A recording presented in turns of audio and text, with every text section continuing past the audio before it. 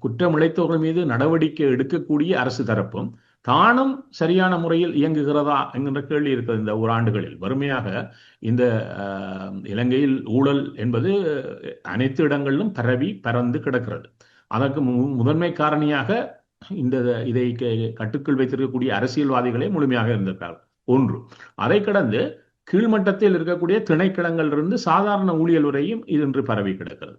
இவ்வாறு இருந்தால் இவர்களிடம் இருந்து இதை மாற்ற செய்வதற்கு, அதாவது அனைத்து தரப்பிலும் இலங்கையில் இருக்கக்கூடிய ஊழலில் சார்ந்திருக்கக்கூடிய அனைவரும் தாங்களாக ஒரு மாற்றத்துக்கு உள்ளாகின்ற வகையிலான முன்னெடுப்புகளை இந்த அரசு செய்திருக்கிறதா?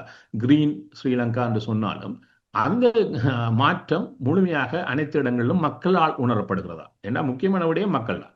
ஏன்னா மக்கள் தான் வாக்கு வங்கி. மக்கள் அதை உணரவில்லை என்று சொன்னால் அது ஆட்சி கட்டில் இருப்பவருக்கு சவாலாக மாறும்.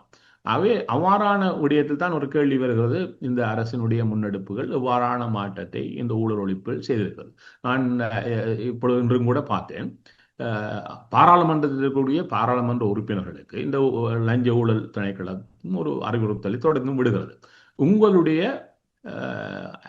அவருடைய அசெட்ஸ் என்று சொல்லக்கூடிய அவர்கள் நிதிநிலை சம்பந்தமாக அவர்கள் தங்களுடைய அறிக்கைகளை சமர்ப்பிக்க வேண்டும் என்பது ஒரு சட்டம்.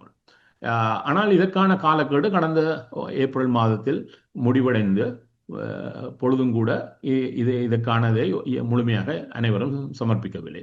தொடர்ந்தராக இவர்களுக்கு மேலதிக அறிவுறுத்தல் விடப்படுகிறது. இப்பொழுது இந்த மாதம் 31ஆம் நாள் கடைசி நாளாக சொல்லப்பட்டிருக்கிறது. இப்பொழுது இந்த மாதம் கூட கையளிப்பவர்களுக்கு மேலதிக அதற்கான தண்டம் இருக்கிறது என்பதும் கூட அறிவிக்கப்பட்டது. இருந்தும் கூட இப்பொழுதும் கூட பார்த்தேன், 106 பேருடைய விவரம் தான் அவர்களுடைய